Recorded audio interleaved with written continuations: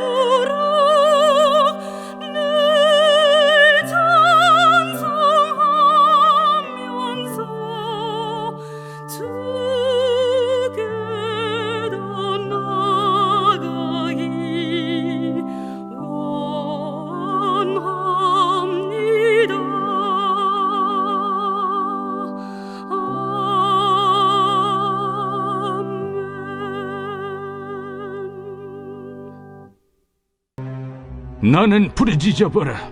내게 응답할 자가 있겠느냐? 거룩한 자 중에 네가 누구에게로 향하겠느냐? 분노가 미련한 자를 죽이고 시기가 어리석은 자를 멸하느니라. 내가 미련한 자가 뿌리 내리는 것을 보고 그의 집을 당장에 저주하였노라. 그의 자식들은 구원에서 멀고 성문에서 억눌리나 구하는 자가 없으며, 그가 추수한 것은 줄인 자가 먹되 덫에 걸린 것도 빼앗으며, 올무가 그의 재산을 향하여 입을 벌리느니라.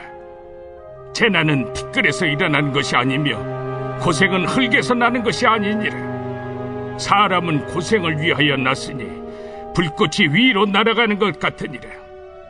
나라면 하나님을 찾겠고 내 일을 하나님께 의탁하리라.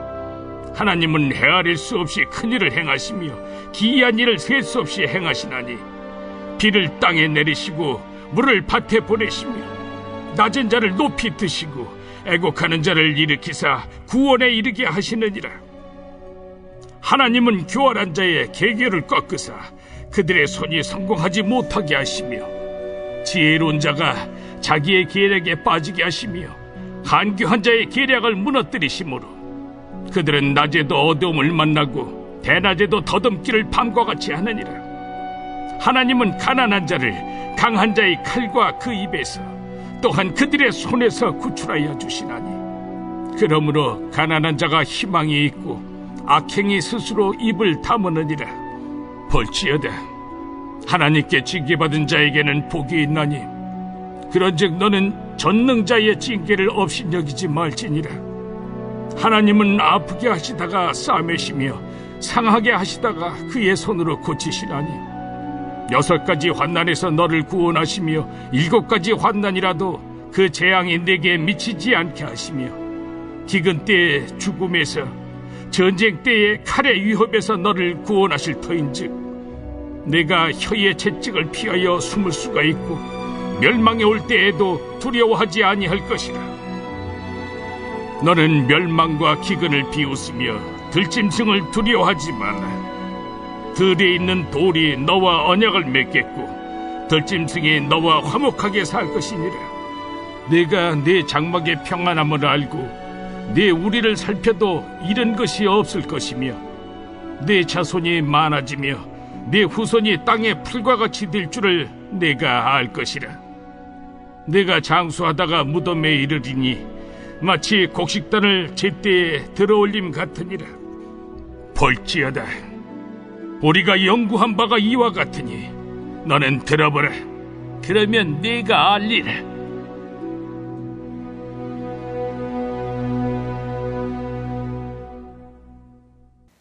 주님 앞에 가까이 나아오는 모습으로 하루의 처음을 선택하신 모든 성도님들을 환영합니다. 요즘 함께 묵상하고 있는 욥기는 처음부터 끝까지 물음표로 끝나는 책이라고 할 수 있을 것입니다. 그도 그럴 것이 욥기는 먼저 하나님과 사탄이 천사들 앞에서 대화하는 모습을 다루며 보이지 않는 물음표의 세계인 천국을 보여줍니다.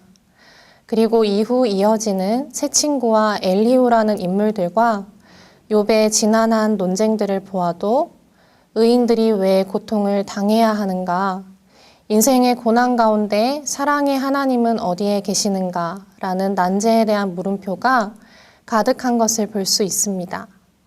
또한 마지막 부분에서도 침묵하시던 하나님께서 드디어 욥에게 말씀을 시작하시지만 끝내 그간 다루어진 난제에 대해서 직접적인 답은 주시지 않으심을 볼 수 있습니다.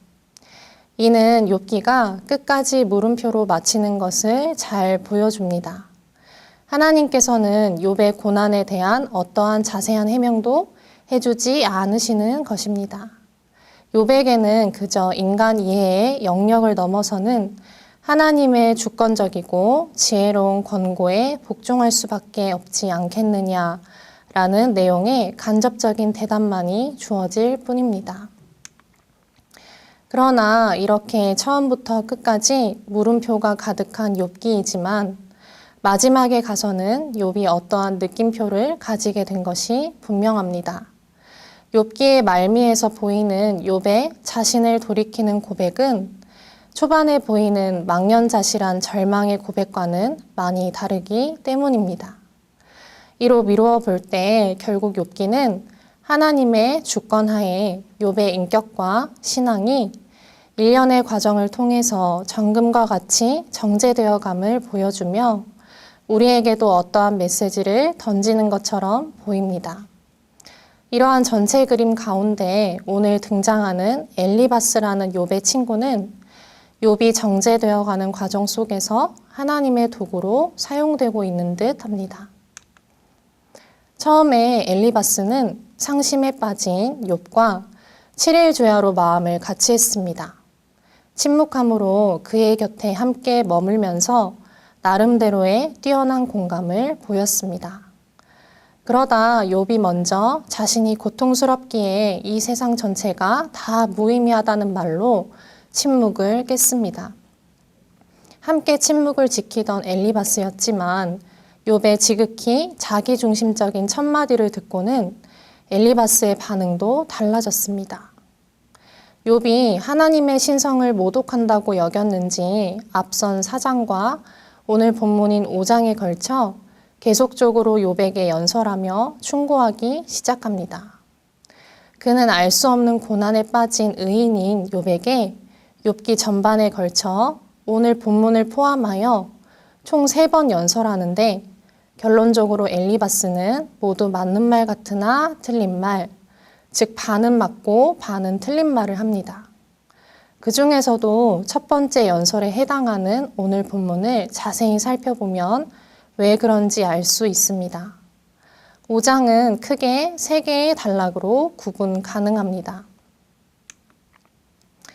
우선 엘리바스는 1절부터 7절에 해당되는 첫 단락에서 자신의 관찰, 지식, 경험으로부터 나온 신앙 공식으로 욥의 고난에 대해 단언하고 있습니다. 엘리바스는 욥에게 하나님보다 한참 신분이 낮은 거룩한 자들인 천사들에게 부르짖어도 소용없는 버림받은 자가 되었다고 말합니다. 그리고 억울함을 호소한 욥에게 지나친 화와 분노는 좋지 않다고 하며 우회적으로 꾸짖고 있습니다. 2절에 미련한 자, 어리석은 자라는 표현은 흔히 잠언, 전도서와 같은 지혜 문헌에서 악인을 의미하는 말로 쓰입니다. 한마디로 엘리바스는 죽는 것이 더 낫겠다는 욥의 울부짖음을 일이 잘 안 풀리는 악한 사람의 분노 정도로 단정짓고 있는 것입니다. 엘리바스는 욥이 처한 상황을 잘 모르고 더 깊이 알려고 하지도 않으면서 냉정하게 정죄만 하고 있습니다.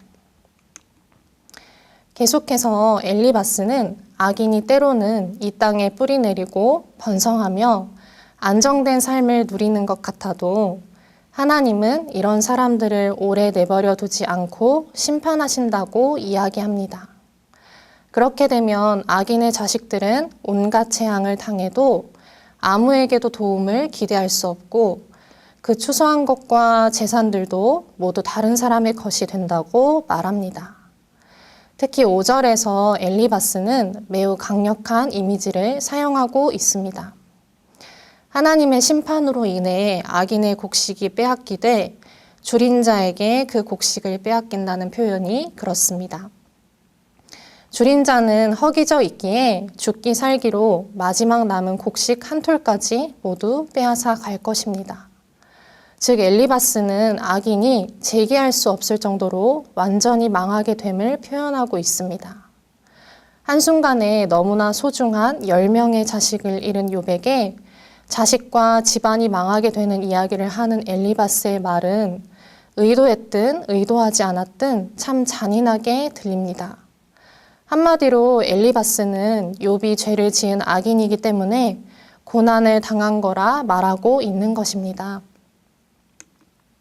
모든 것이 이유가 있어서 일어나기에 욥이 당한 고난 또한 그냥 일어나지 않았을 것이라 주장합니다. 욥은 자신이 뿌린 대로 거두고 있고 죄가 들어선 인생 자체의 특성상 고난당함은 필수적이며 그렇기에 삶은 원래가 고단한 것임을 묘사하고 있습니다. 엘리바스는 두 번째 단락인 8절부터 16절까지의 구절을 통해 이제는 욥이 하나님께 호소해야 할 것을 충고합니다.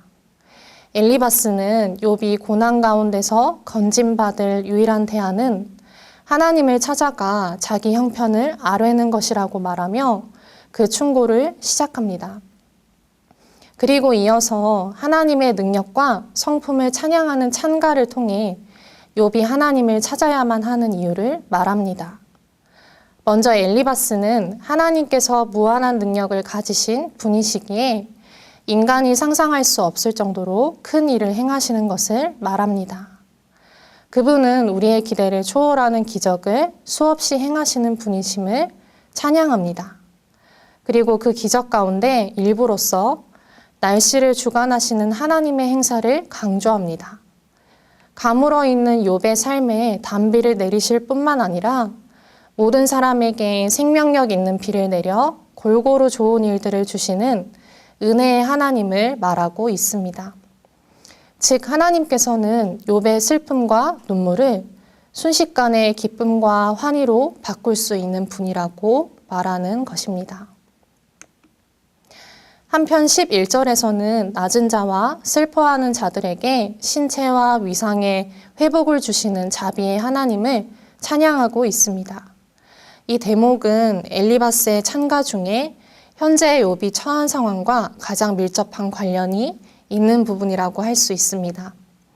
엘리바스는 욥이 고난의 자리에서 일어나 자신을 추스리고 하나님을 찾아야만 하나님께서 그에게 이러한 회복의 자비를 베푸실 거라고 이야기하고 있는 것입니다. 그리고 이어지는 구절들을 통해서는 악인의 계획이 성공하지 못하도록 막으실 뿐만 아니라 그들의 악한 생각마저 심판하시는 하나님을 찬양하고 있습니다.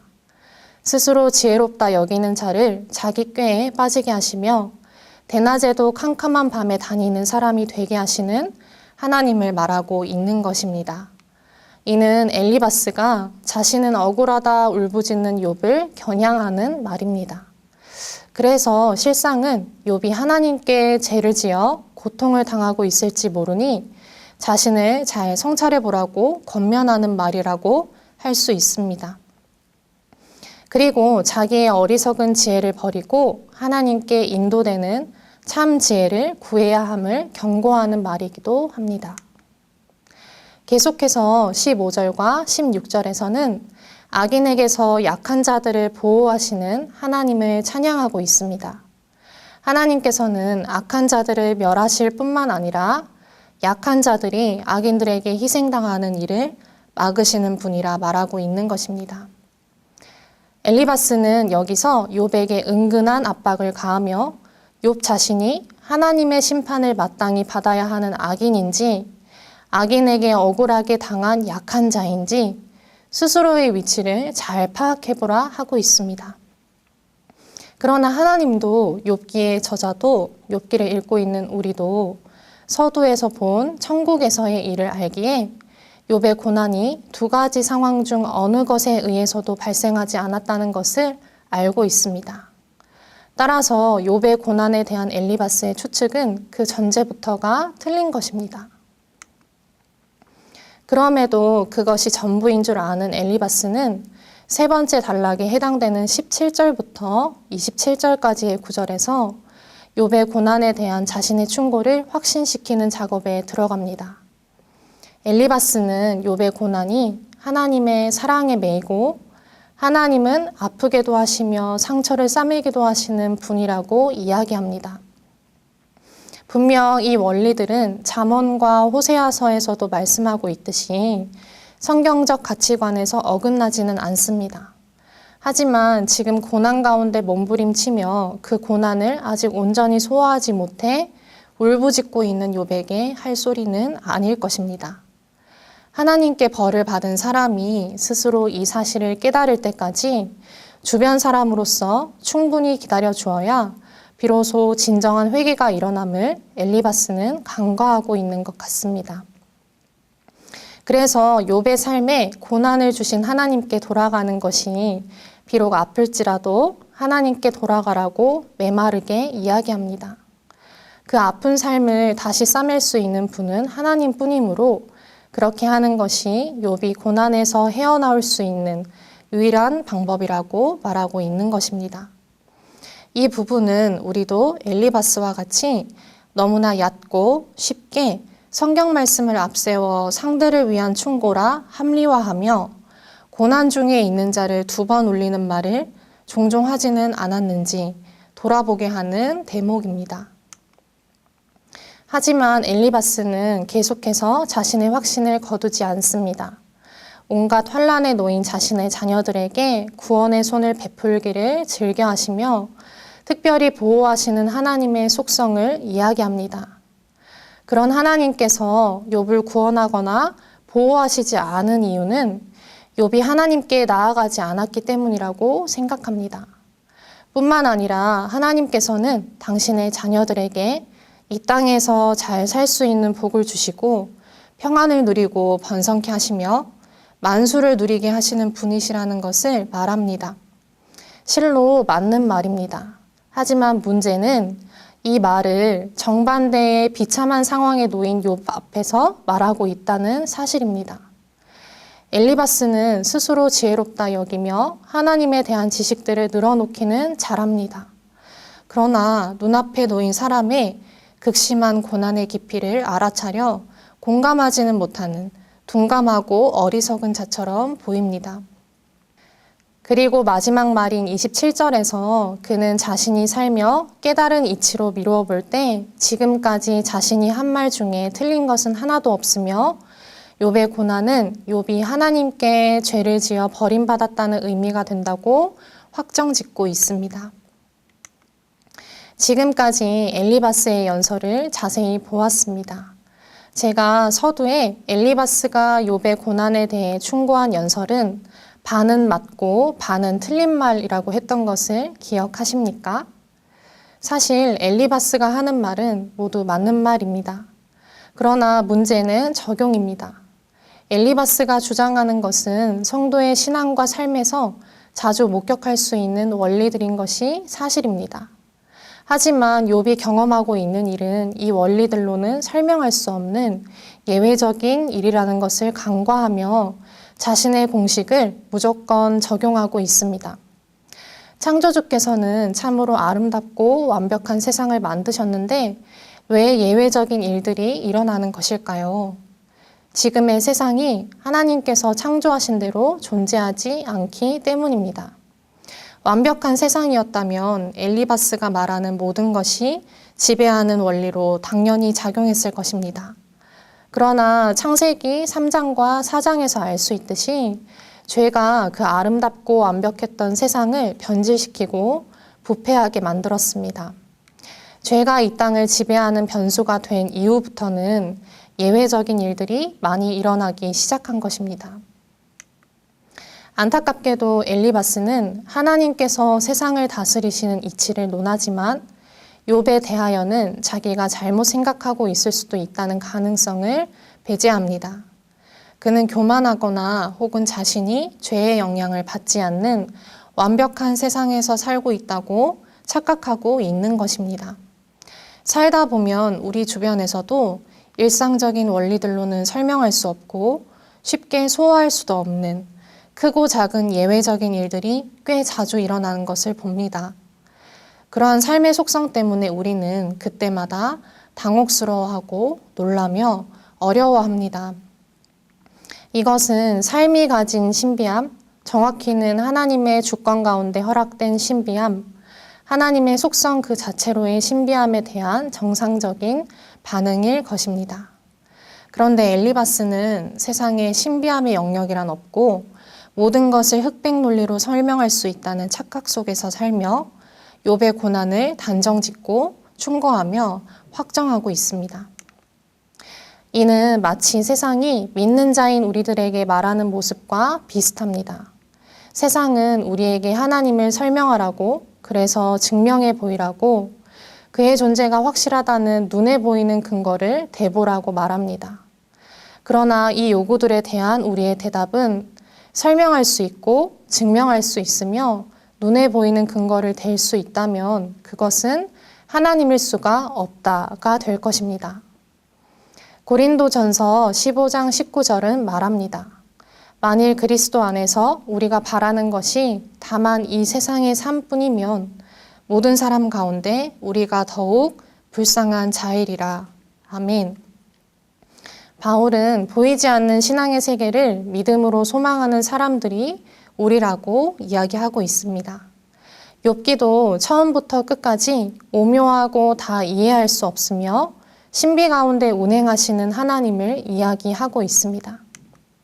하나님께서는 욥기를 통해 예기치 못한 고난의 슬픔으로 인하여 아직까지는 자기 중심성에 빠져있는 욥, 그리고 자신의 관찰과 지식과 경험 속에서 하나님을 제한하고 인생에 대해 좁은 시야를 가지고 있는 엘리바스, 또 이 시대를 살아가고 있는 욥과 엘리바스 같은 우리들을 신비로 가득한 신앙세계의 10년까지 초대하시는 듯합니다. 고난이라는 도구를 사용하시며 보이지 않고 설명할 수 없고 이해될 수 없는 곳까지 우리의 신앙이 나아갈 수 있는지 성숙할 수 있는지 물어보시는 듯 합니다. 다 끝났다고 생각할 때, 다 알고 경험해봤다고 생각할 때, 다 믿었다고 생각할 때, 더 있다라고 말씀하시는 듯 합니다. 성숙된 신앙은 이처럼 더 있다라는 것을 하나님 앞에 늘 겸손히 진정 지혜롭게 기억하는 것입니다. 정확히 말하면 더 있다라는 것을 인정하는 자만이 진정한 신앙의 세계를 보고 경험할 수 있을 것입니다. 이해되지 않는 고난의 세상을 스스로 통제할 수 없다는 사실에 울부짖기보다 고난을 딛고 일어서서 성숙한 믿음을 가질 수 있는 것, 자신이 만든 틀 안에 하나님을 가두어 제한하고 다른 사람을 진정한 공감 없이 단정짓지 않을 수 있는 것, 이것들은 모두 더 있다라는 하나님의 말씀에 겸손히 엎드릴 때에만 가능하기 때문입니다. 그러므로 오늘 또 생명을 주셔서 살게 하시는 이 하루를 그리고 남은 평생을 그동안 살아온 연수와 신앙의 경험, 주어진 직분, 신학적 지식을 뒤로하고 오직 더 있다고 말씀하시는 하나님 앞에 겸손히 가까이 나아가는 참 성도요, 지혜자로 승리하시는 저와 여러분이 되시기를 바라고 소원하겠습니다. 함께 오늘 말씀을 기억하며 기도하겠습니다. 하나님, 우리는 살아가며 항상 두 편 중 한 편에는 꼭 서게 되는 것 같습니다. 엎치락 뒤치락 욥처럼 고난을 당하는 자가 되거나 엘리바스처럼 고난을 목격하고 위로하는 자가 되며 인생을 살아갑니다. 그러나 욥이 되었을 때는 세상이 내 위주로 돌아가야 한다는 자기 중심성으로 인해 우리의 믿음이 자라지 않고 엘리바스가 되었을 때는 스스로 형성한 공식을 통해 하나님을 제한하거나 하고 있다고 여기며 다른 사람을 단정짓는 교만에 빠지게 됩니다. 회개하오니 이러한 오류를 자주 범하는 미련하고 어리석은 우리를 악하다 하지 마시고 용서해 주시며 은혜를 베풀어 주십시오. 그래서 겸손히 하나님을 바라볼 때 우리의 믿음이 더 자라가야 함을, 하나님과 인생들을 향한 우리의 이해가 평생토록 더 깊어져야 함을 잊지 않게 하소서. 인생들이 마음과 힘과 뜻을 다해 알아가도 다 알 수 없으신 하나님을 경외하며 주님 앞에 매일 가까이 나아가기를 원합니다. 예수님 이름으로 기도드립니다. 아멘.